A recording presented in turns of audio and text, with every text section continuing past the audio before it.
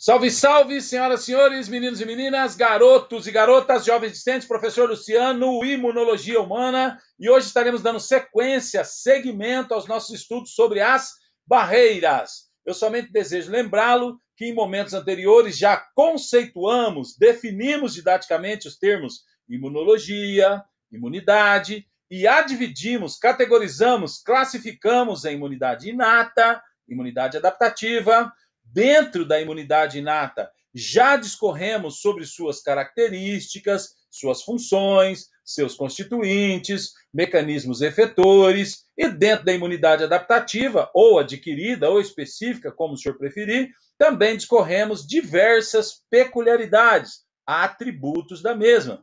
Relembro que o sistema imunológico é constituído por uma intrincada rede de órgãos, células e moléculas, que tem por finalidade o quê? Manter a homeostase, o equilíbrio do organismo, combatendo as agressões em geral, certo? A imunidade inata atuando neste processo inicialmente, mas em conjunto com a imunidade adaptativa. Também desejo relembrar rapidamente que definimos, que conceituamos que a imunidade, certo? O nosso sistema de defesa é a habilidade de diferenciar o self do não self e de reagir contra o que é estranho.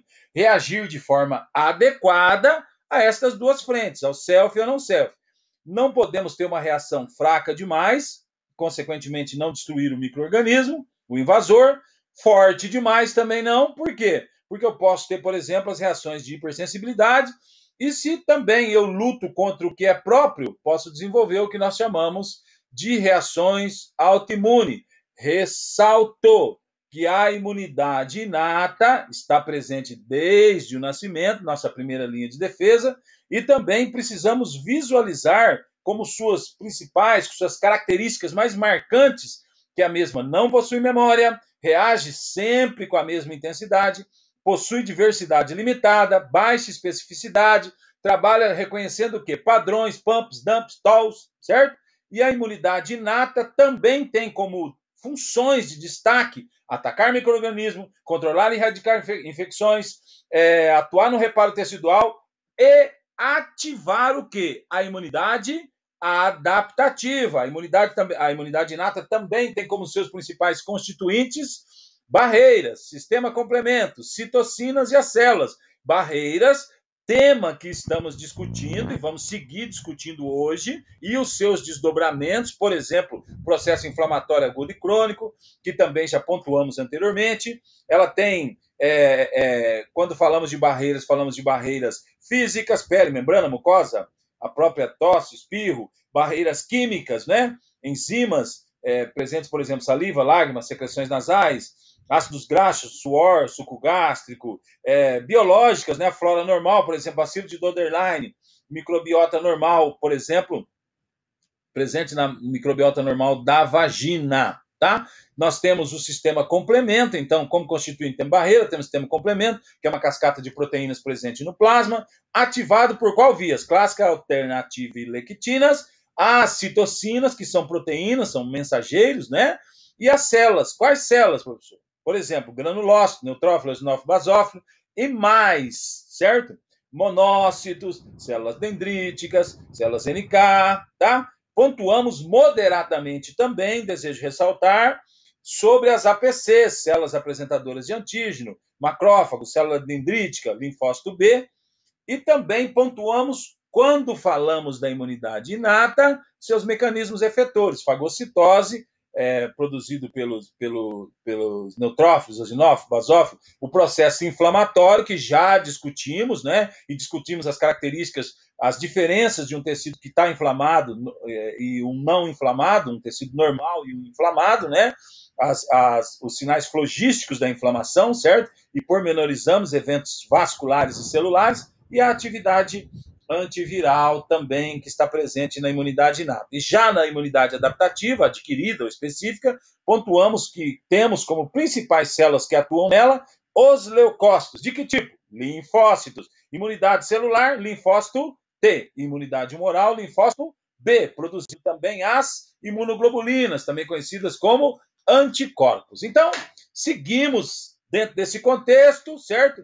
De constante construção de conhecimento, sabendo que dentro da imunologia, como insistentemente eu tenho pontuado, o conhecimento é cumulativo, a aula 1 vai influenciar a aula 2 vai influenciar a aula 3, a 3 vai influenciar a aula 4, esse conhecimento é cíclico, é espiral, então seguimos falando sobre as barreiras aqui comigo na tela, certo?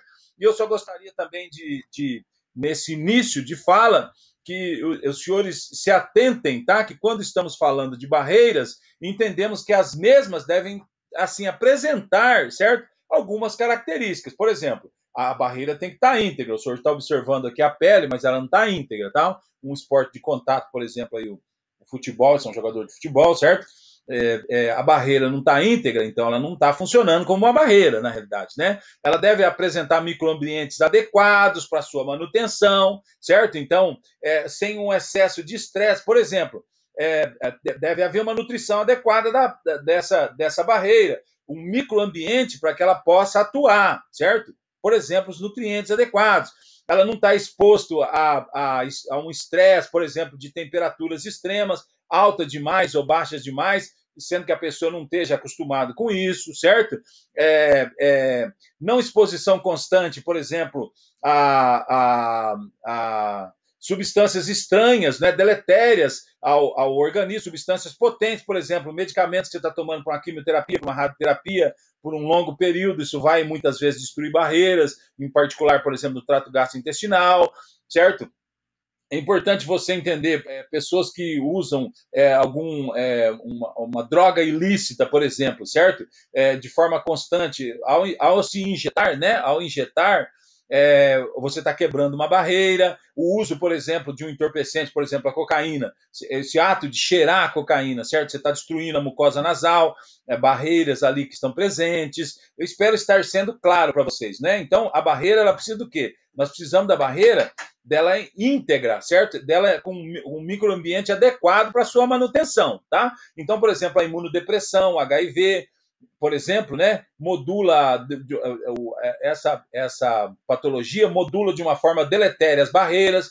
A imunossupressão, por exemplo, eu tive um transplante, eu tenho que usar um imunossupressor, tá? Então, o que vai acontecer? Eu posso usar, às vezes eu uso um medicamento para evitar a rejeição e eu estou modulando para baixo, né? Eu estou impedindo a ação de algumas barreiras, das minhas barreiras, né? Então, é dentro desse contexto que eu estou pontuando com os senhores. Vamos seguir aqui comigo na tela, depois dessa breve recordação e introdução, né? Aqui os senhores estão vendo comigo, por exemplo, a barreira deve estar íntegra, né? Como eu acabei de falar, para que ela exerça a sua função. Aqui, nós temos que entender, né, que, por exemplo, nessa situação que está aqui disposta, né, nós provavelmente, indivíduos normais, nós teremos o quê? O disparo do processo inflamatório. Os eventos vasculares e os eventos celulares vão acontecer aqui, que nós já discutimos em momentos anteriores, tá? Então, eu tive o rompimento da barreira e é dentro desse contexto que eu vim discutindo com vocês também o processo inflamatório, para você entender. A barreira foi rompida, vai acontecer aqueles eventos celulares, vasculares e os eventos celulares. Os eventos vasculares acompanhados por aqueles sinais flogísticos, aqueles sinais cardinais da inflamação, né? O que demonstra um tecido inflamado de um não inflamado, né? O senhor acompanha aqui comigo mais uma vez, né? Eu necessito aqui está mostrando a pele, né? Necessito de um microambiente adequado, de uma nutrição adequada, por exemplo, eu preciso, né, de nutrientes, por exemplo, para o seu correto funcionamento, né? A não exposição dela a estresse, a um excesso de estresse, né? Então, por exemplo, a pessoa está sendo exposta a altas temperaturas, a pele está sendo a altas temperaturas ou a baixas temperaturas, sem que haja um hábito para isso, né? E consequente, ou talvez, por exemplo, eu possa estar usando na pele o uso constante por exemplo, de um corticoide tópico, né? Isso pode acontecer também, e isso vai quebrando as barreiras, né? Aqui eu coloquei para vocês uma lâmina, para os senhores estarem observando comigo, aqui a classificação de geladuras, né? Uma lesão a nível de pele, de epitélio, pele, por exposição excessiva ao frio, né? Então, aqui está 4 lesões, primeiro grau, segundo grau, terceiro grau e aqui esta pessoa que escreve esse trabalho pontua também como 4º grau, né? Então, esse 1º grau acomete a epiderme, né? Tem palidez, hiperemia, um endurecimento, enrijecimento do local. O 2º grau acomete a derme, né? Um conteúdo líquido fica mais cristalino, vocês estão vendo, é uma geladura, né, que chamamos, né? 3º grau acomete a hipoderme, 4º grau, dentro desta classificação, né, que esta pessoa pontua nesse trabalho realizado, bem interessante por sinal, acomete, além da pele também, terminações nervosas, é uma necrose, né, uma morte celular não programada, né, com derramamento do conteúdo intracelular para o extracelular, né, uma morte tecidual, tá? Então coloquei para vocês aí a classificação das geladuras, né, aqui a classificação de queimaduras, né, de 1º, 2º e 3º grau, né, 1º grau, os senhores vão observar lesão na camada mais externa da pele, causando eritema. De 2º grau, uma lesão na camada mais externa e em camadas subjacentes, né? Apresenta bolhas além dos sinais da queimadura. Os senhores estão vendo ali do lado direito a imagem mostrando a queimadura de 1º, de 2º e de 3º grau, né? Em 3º grau, a lesão estende-se para camadas mais profundas, né? Causando extensos danos. A pele pode estar mais insensível, né? Vai perdendo também, vai atuando também muitas vezes em terminações nervosas, né? Você só para o senhor visualizar. O que é que nós queremos com isso? Que o senhor visualize que existem barreiras, mas para elas funcionarem como barreiras, elas precisam estar íntegras, né? Aqui eu coloquei para os senhores uma imagem de uma pessoa suando, né? Então o suor tem como função refrigerar o corpo, lógico, mas também os seus ácidos graxos impedem o quê? A entrada de, por exemplo, de alguns fungos na pele. Então o suor tem essa função também, certo? Eu só queria pontuar para os senhores que existe uma possibilidade do senhor refletir também assim, o suor excessivo pode também ser classificado não quando você está suando bastante, não só como uma barreira química, mas também como uma barreira física, né? Porque ele também estaria produzindo uma lavagem ali naquele local. A mesma coisa nessa próxima lâmina, quando nós falamos da lágrima, né? A lágrima lubrifica os olhos, é uma barreira química, né? Ela apresenta aí a lisozima, que é uma proteína que possui a função antibacteriana, né? Ela atua mais precisamente lisando as bactérias, né? Então ela tem essa função química, mas ela também tem essa função física, né? Porque ela lava os olhos, né? E principalmente você, menino, menina, senhor, senhora, que quando está chorando aí pelo seu namorado, né? Às vezes está triste aí pelo rompimento de um relacionamento, né? Às vezes é importante você entender que aquelas lágrimas derramadas naquele momento estão ajudando ali a fazer uma proteção, uma barreira para os seus olhos. Aqui eu coloquei para os senhores até uma foto exagerada um pouquinho, né, do tecido ciliado com produção de muco aí, nariz, né? Esses pelos, né, impedem a entrada de pequenas partículas, né? E também ela atua fazendo o quê? Impedindo que micro-organismos avancem, né? Então, trouxe uma foto para os senhores verem. É uma forma de proteção também. Aqui eu coloquei para os senhores uma imagem a respeito